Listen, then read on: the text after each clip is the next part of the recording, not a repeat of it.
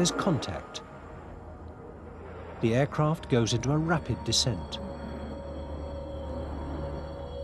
On landing, there's damage to the left wing.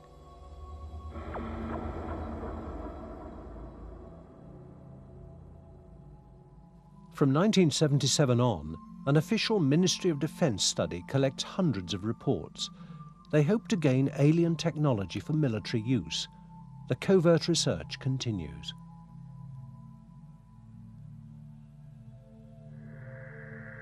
Is this a UFO or smoke from a gunnery exercise?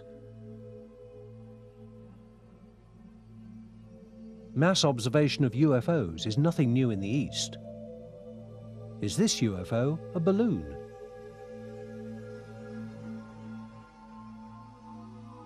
Never before seen in the West, this amateur footage purports to show a UFO over the parliament in Vilnius, capital of Lithuania.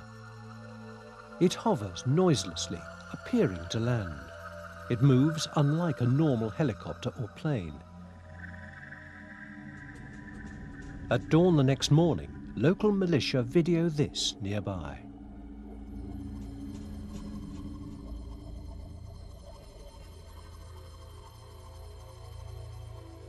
Enhanced, the night visitor looks like this.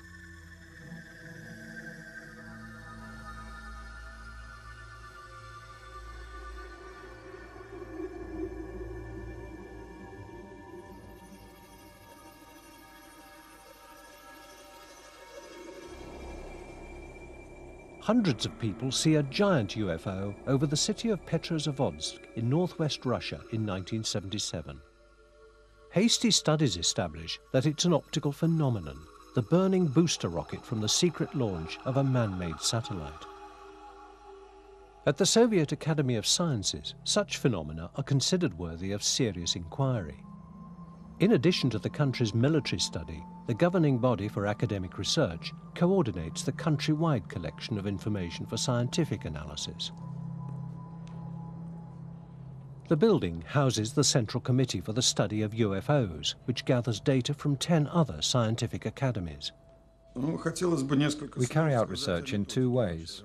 One is passive. We analyze UFO reports. The other way is active. For some sightings, we carry out investigations in the field.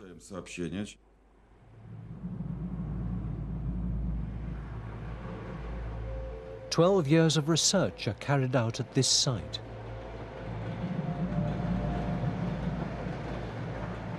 Train passengers see a UFO approach.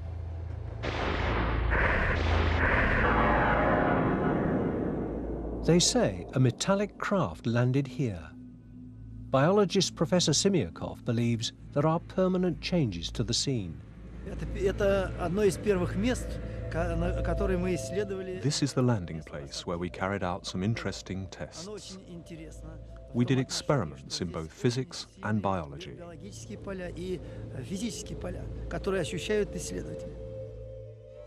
His experiments find living creatures shun these spots. Divining rods find unusual spiral energy patterns at UFO landing sites. 20 years of studies produce similar results. From the early days on, the ground inside is empty of all life, even microbes. According to his measurements, inside the circles, time speeds up. Most puzzling of all, Earth samples taken from landing sites contain tiny spheres. His work leads him to conclude these are extraterrestrial, containing DNA, the seed of life itself. Tests in America are divided. Either of unknown origin or common parts of filter systems. Yet some Russian researchers believe alien microtechnology is being placed here by interplanetary prowlers.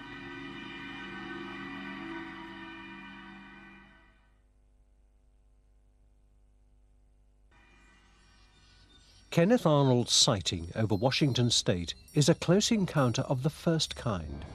The object is seen, but no more.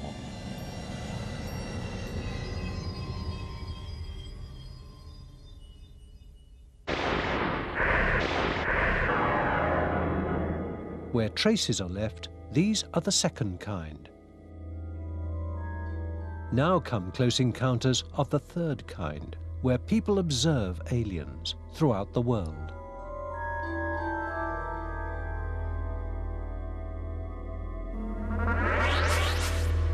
There are close encounters of a fourth kind. In these, the witness interacts with the aliens.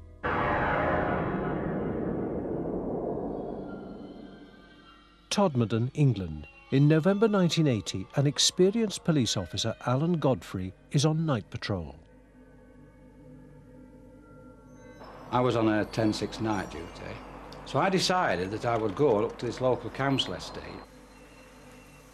As I was about to turn, I saw another 500 yards up the road this object. As I got near to this object, it became apparent to me that what I was looking at wasn't something that I would normally find in the early hours of the morning in Todmorden, you know. I thought it could have been a hot air balloon that had come down, but obviously as I got nearer and nearer, I realised that this was a metallic, man-made craft. It was a nuts and bolts thing. It wasn't an hallucination, it was real. This object was 20 foot wide. It's 14 feet high.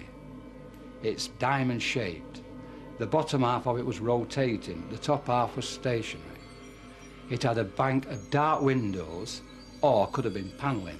If I got out the car, picked a brick up and throwing it at it, I'd have probably found out whether the windows or not. The trees that lined the road were shaking violently. There was leaves and branches flying all over the place. Yet, whilst I was sat in the car, I didn't feel any vibration, and I didn't hear any noise, but I certainly wasn't going to get out of the car.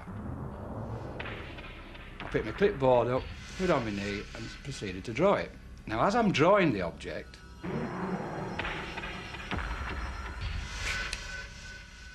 I'm suddenly at the other side of it, driving a police car. And the object had gone. Gone too is a period of time.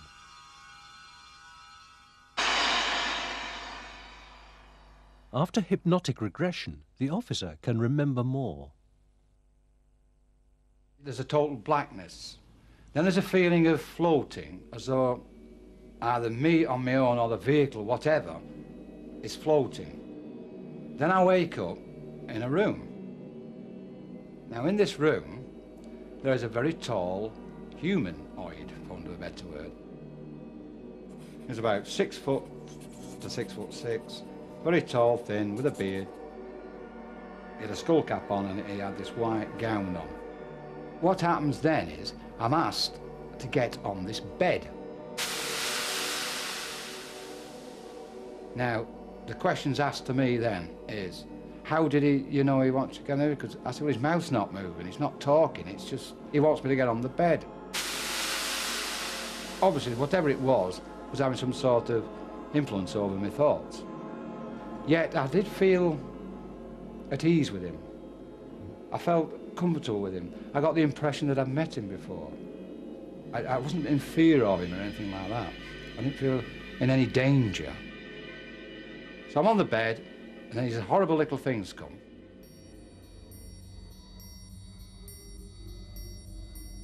They are a lamp-shaped head with black, dark eyes. That's the best way I can describe them. And there was about 7 or 8 of them.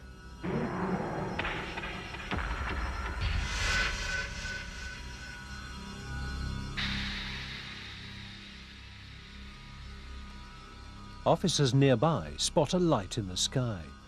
The constable remains convinced his encounter is genuine.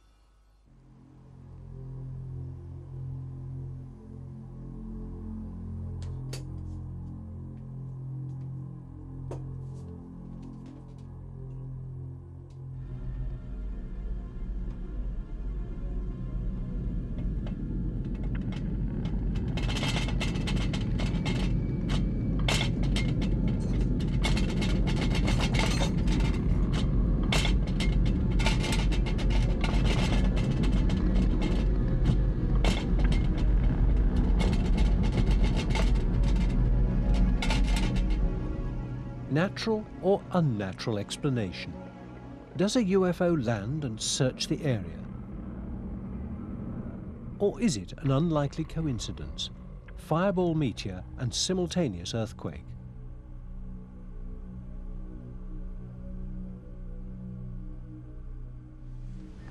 Well, I have no idea what had happened. I don't think it was an earthquake.